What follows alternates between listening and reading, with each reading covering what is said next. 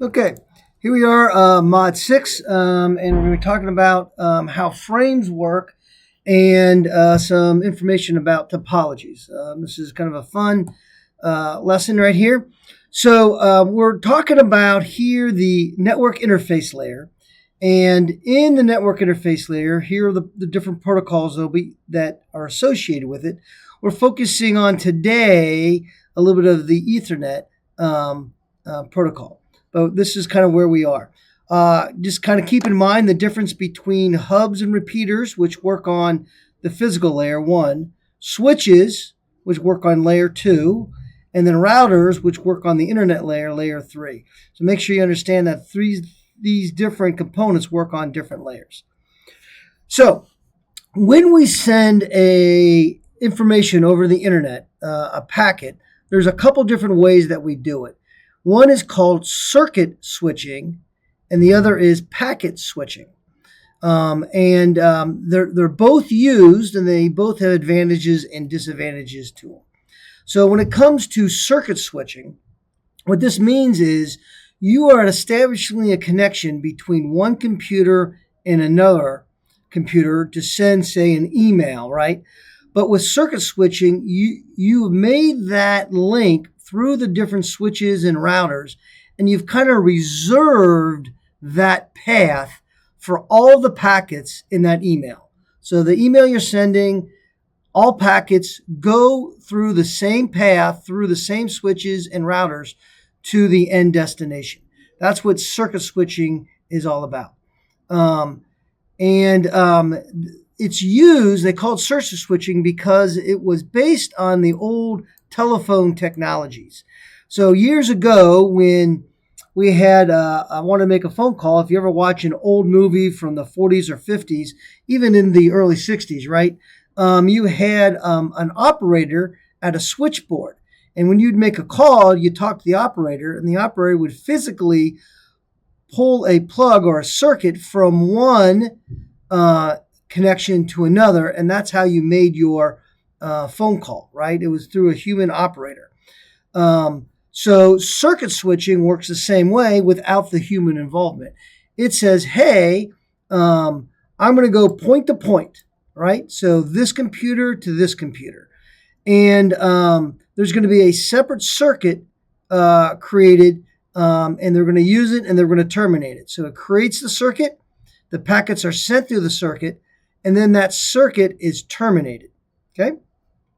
And the idea here is for the users that's sending and receiving the email to feel like that path is made just for them. It gives the illusion of an isolated path, even though we know it went through a lot of different switches and routers and other components to get to the destination. It appears to be a very smooth connection, much like the old operator would do back in the old days.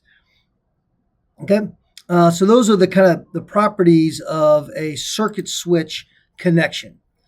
On the other side is a packet switching, and a lot of information, most information these days goes through packet switching. So you're taking that same little packet, that same little piece of your email that you're sending from one computer to another, but this time with packet switching, every packet does not have to take the same path. It can go any route it wants through any routers, depending on how busy they are and what other information is going on out there on the wild web, right? So in this illustration here, each color represents a different packet that's taking a different path. And again, sometimes the path is quick and sometimes it takes a little bit longer. It doesn't matter as long as it gets to the end destination. And the packets, again, need to be a little bit smaller in size because we don't know what router or switch is going to go through. And some routers can't handle large size packets. So typically those are a little bit smaller. And the packet size can vary because, if I'm sending an email or a web page or a file, right, can determine how big the payload on each packet is. And we'll talk more about that in another module. Okay. Again, more on packet switching. So in order to send a little packet, it's arbitrary asynchronous communication, which means that it can go through any type of router and it doesn't have to take the same path, right? There's no setup required. So with with circuit switching, that circuit is created first between the two machines. Then packets are sent. With packet switching, though, it doesn't require that initial connection. It just says, hey, I know what IP you're going to. I'm off and I'm going to go figure it out. So like, have you ever taken a trip, a vacation or someplace, you don't know exactly where you're going, but you know you have to go south. And as you get closer, you kind of figure it out as you go. That's kind of what packet switching is, right? How fast those packets go kind of depends on the traffic and how the software, that's what the multiplexing and demultiplexing is, how quick the software is on those different machines. The advantage, or one of the advantage of packet switching is it's less expensive, right? So a lot of different packets are using the same wires, the same cabling, the shared medium. So you can use the several different packets or emails or whatever information. Different people can send different information over the same wires. Really, how expensive it is kind of depends on how far it has to go, right? So the further it goes, the more wires, the more cabling, the more energy, right? The more routers and switches you need, etc. Okay. But for packet switching to work, right, each connection has to have at least one path, right? It can have more than one path, but it has to at least one in order to make it from one destination to another. So again, this is a quick comparison between circuit and packet. Circuit switching is based on the old telephone system. And that's kind of why it was out there first, right? It establishes a end-to-end connection or circuit before it starts sending information. Versus packet switching here, right? It's unordered, meaning they can go through any path. They might not get to the destination computer in the same order. That's okay.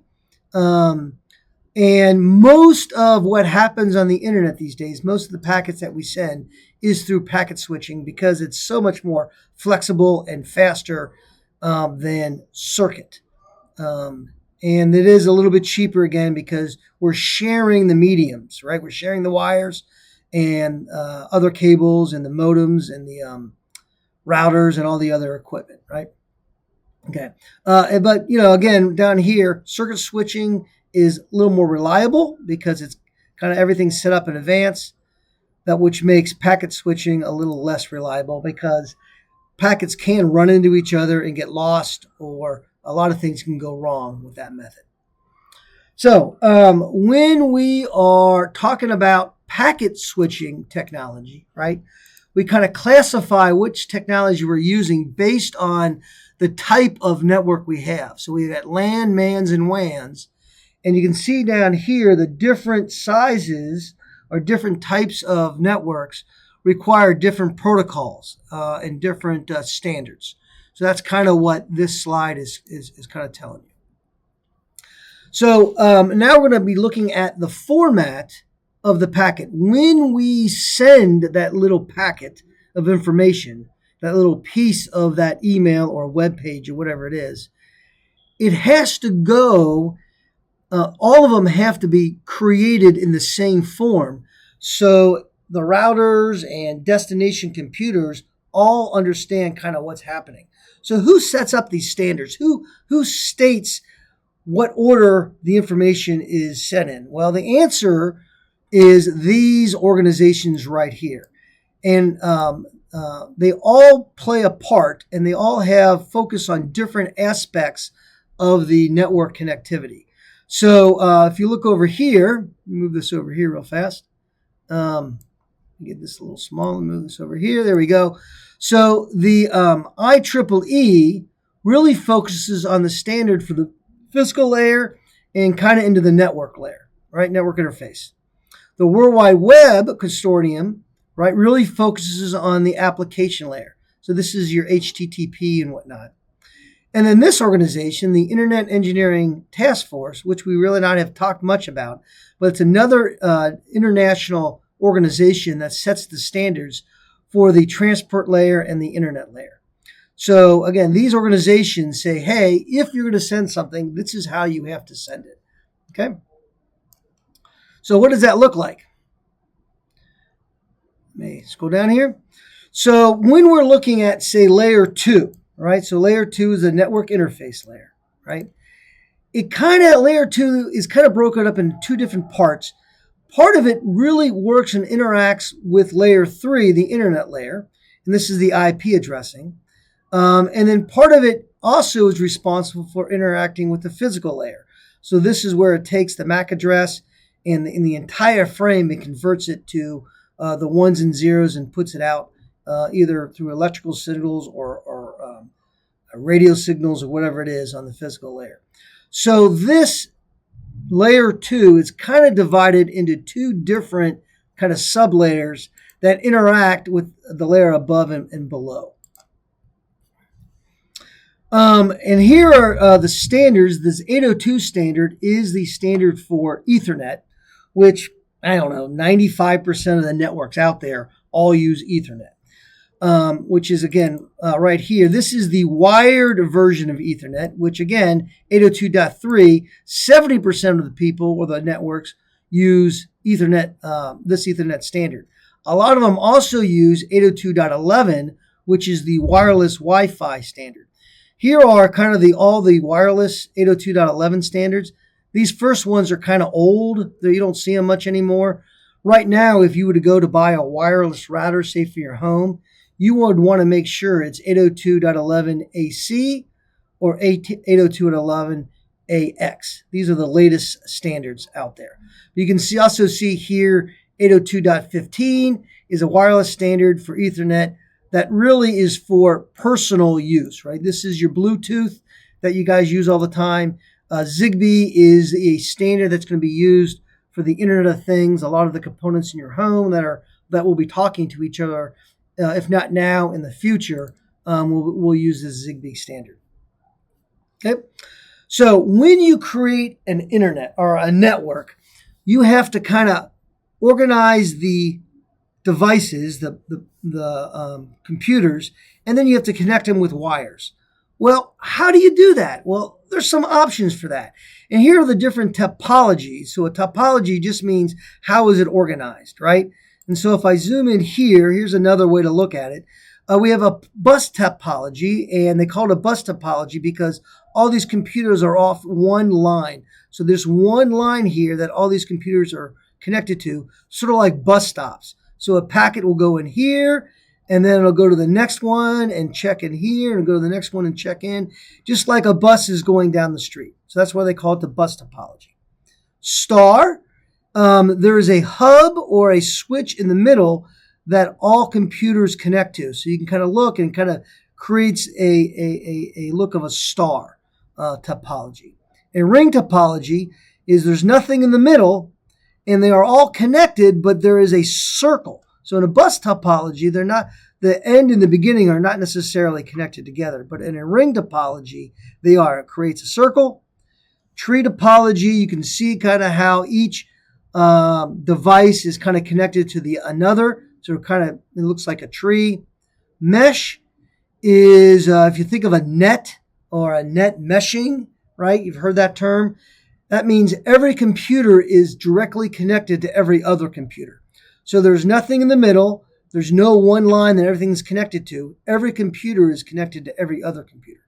And then, of course, we have hybrids that are used because sometimes, a ring topology is the best. Sometimes a bus topology is the best. Sometimes a star topology is the best. So you can have hybrid systems where you're using a little bit of all of those different types of network or topology networks. So let's look at these different topologies a little deeper. So here we are with the bus topology.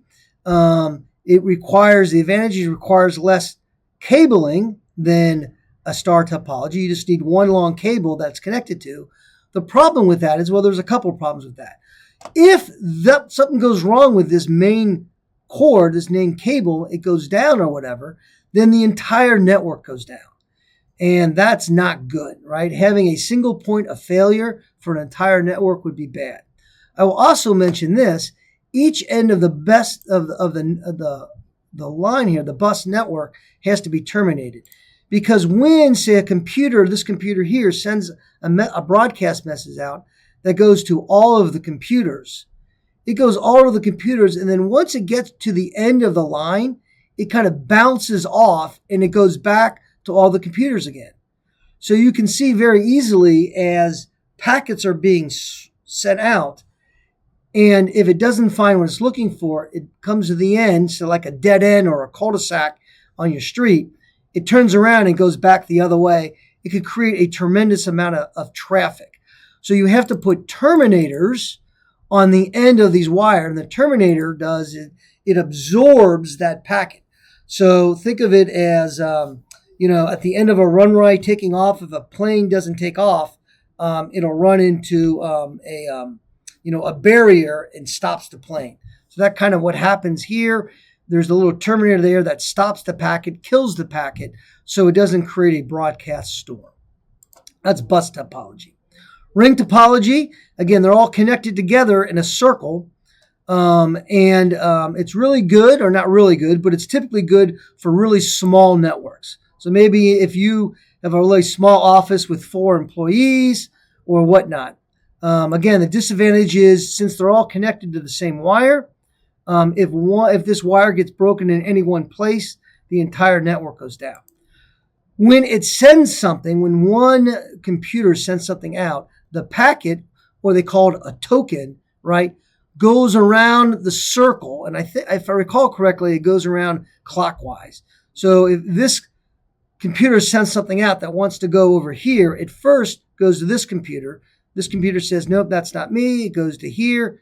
He says, no, that's not me. And it goes to here and goes, oh yeah, there it is. So every packet only goes in one direction, not both directions. So there are fewer kind of crashes or errors. So that's an advantage too. But you can also see there's some issues with that. Okay, so that's a ring topology. Mesh, as we said, a wire goes from one computer to every other computer in the network. Incredibly, very expensive because of all the cabling that you need. And it gets very confusing with the cabling and what's connected where. So that's a bad part. The good part, though, is if a cable goes down, no worries. The computer is still connected to all the other machines.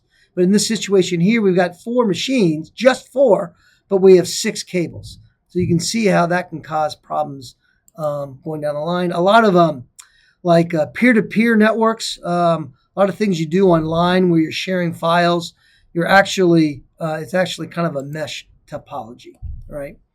And then again, we have the star topology, which is probably the most popular topology out there right now, where you have a central hub or switch or router that all of the computers are connected to.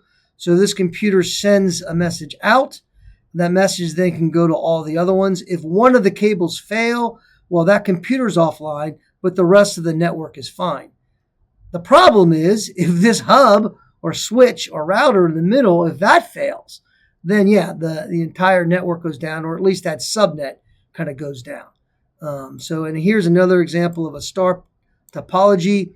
It may not look like a star with this setup, but if you can imagine these computers kind of more placed in a circular around the hub, then it would look more like a star topology. So here's a star, star, star, and they're all kind of all connected as it kind of grows and builds up in the network and gets larger and expands.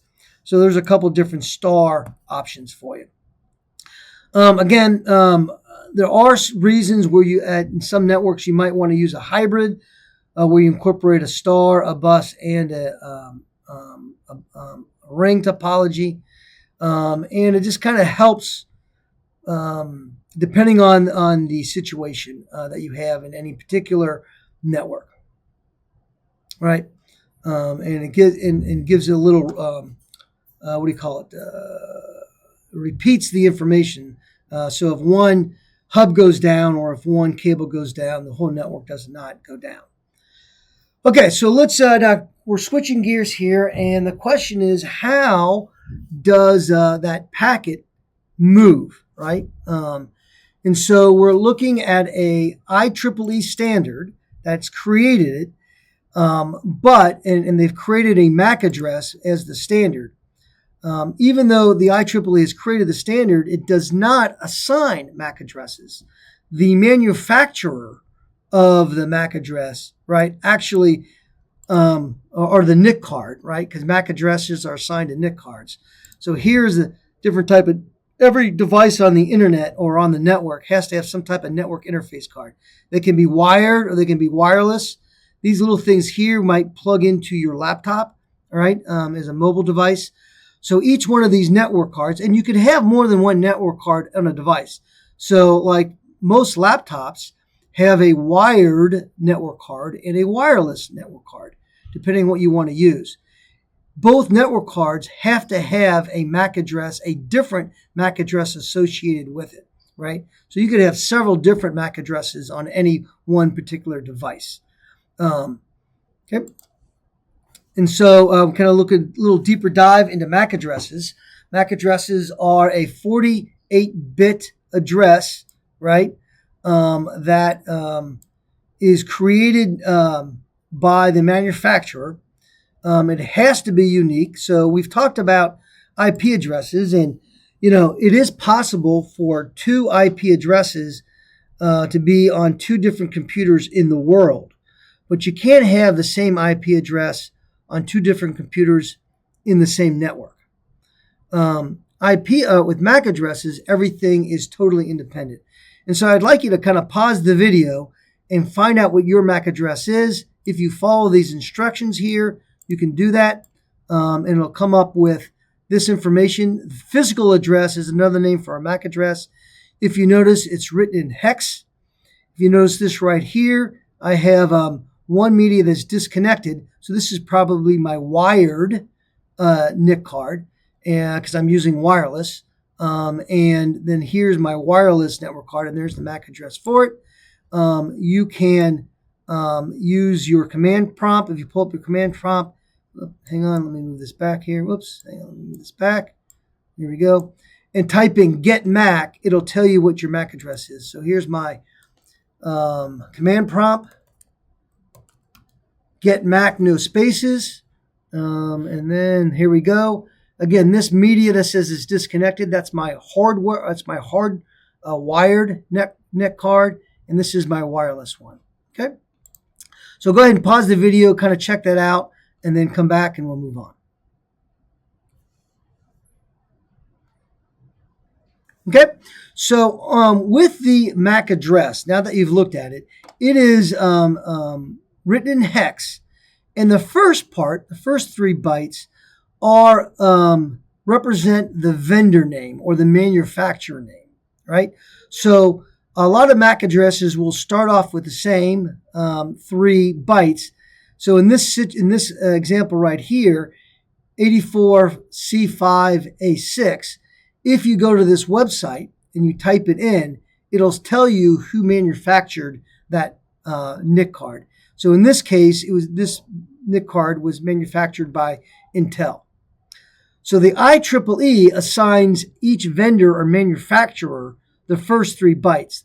Then the manufacturer will assign each NIC card the last 3 bytes that are unique to that particular network interface card, making those two together, making the MAC address a unique address for every device or every NIC card in the world. Okay, now we're going to switch gears and we're talking about when a device sends out a message to the network. They can do it a few different ways. And I believe we've talked about this in the past. You got Unicast, broadcast, and multicast. So a unicast is when one computer sends a message or a packet directly to another computer. And that's it. It's a connection between, maybe it's an email from you to your friend, right? It's a direct connection, or from one computer to the next. Multicast is sending out a message from one computer to many computers. Maybe not every computer on the internet, but maybe several computers on the network. This could be a situation where you're sending something out, the same message out to everybody on your soccer team, or everybody on in the accounting department, or whatever. Okay. Then the broadcast is where you're sending out a message to everybody on the network. Maybe you're looking for information. Maybe it's something that everybody needs to know, but it goes to everybody. So make sure you understand the difference between unicast, multicast, and broadcast. The standard, right, for a MAC address that is going out in a broadcast is all ones. So it'd be FFFF, all Fs, which represent all ones. So if you're sending out a message and say, hey, I'm looking for the IP address of blah, blah, blah, blah, blah, blah, you don't know what it is, you cannot include the MAC address, the destination MAC address, because you don't know what it is. But you have to, in the header, give it some type of number. It has to fill the space. So you just broadcast header or MAC address is all ones or all Fs, right? And then again, when you send it out through a packet, you've got encapsulation here that has the source and destination IP address and the destination source MAC address. So again, we're talking about the different type of broadcasting. And this is kind of another way to look at it. If you're sending out a unicast here, that's like you sending a letter directly to somebody in the mail. A multicast, maybe you're sending out a letter to everybody in a certain group. So in the example here, you got AARP, which stands for the American Association for Retired Persons. So you, being a teenager, would not get one of these. But anybody over 50 years old can be a member of ARP, and they might get a letter like that in the mail. And then you've probably seen these letters where you get in the mail and it's addressed to current resident, right? So whoever lives in this house, that's who we want to send this offer to, right? So those are, again, a different way to kind of look at it. When you're sending a broadcast message out, right, each computer looks at each message. So in this little example right here, make that a little bigger maybe, computer B is sending a message out and wants to know, say, the IP address or the MAC address, the MAC address of computer C. It doesn't know what computer C is, so B sends a broadcast out to A, C, and D. A and D ignore it because, hey, I'm not C. It doesn't affect me. So they'll ignore it, and only computer C will send a reply. Okay. Now we're going to kind of digging a little deeper into the weeds, and we're looking actually at the header and at the frame that is sent. What does the packet look like when you break it down? So we've talked about headers in the past. So you've got your payload, your data, whatever it is you're sending. And then as it goes through the different layers of the networking model, each layer adds a little header. In this situation here, this is the Ethernet frame header, where you got your data, and then it has the other information that goes along with it. Also, I believe we've talked about the CRC, the cyclical redundancy check. This is put in to make sure that the information that was sent arrived properly. So this is for error checking. And it does a little algorithm mathematical formula to make sure every bit and byte that was sent arrived correctly and nothing was damaged or partially damaged. If something was damaged, then we'll talk about it here. It'll send a message, an error message back to the sender saying, hey, by the way, that packet didn't make it, and the sender will resend the packet. Okay. And again, this is kind of the same thing. as the packet goes from one device to the next, one router to the next, the router only looks at the header. It doesn't care what the payload is. It just looks at the header to get the destination and source. Actually, not the destination. It really cares about the source IP address and the source MAC address. And it doesn't really care what the payload or the data is. With that said, right, as frames are being sent, so let's say it's being sent synchronously, right, it needs to know when that packet is starting and when that packet is ending. So at the start of the packet, it might have a little frame or a little a bit or byte that signifies, hey, I'm about to send a packet. Then it sends it. Then at the end, it says, hey, by the way, this packet is over, right? You don't need to know about this anymore. And again, it's just a header that contains the information that the routers and switches and other devices are looking at until it gets to the very end. And once it gets to the destination, then that destination computer looks at the payload and does something with it. Okay. All right, so the next couple slides here kind of wrap things up. And it has to do with byte and bit stuffing. So what happens if the starting bit and or the ending bit matches what's in the header of the payload? It can be confusing. So what byte and bit stuffing does, it adds, so this is your original frame right here, the bit and byte stuffing adds an extra byte or bit to tell the device, hey, by the way, this is the start of the frame, and now this is the start of the packet or the information or the data, right?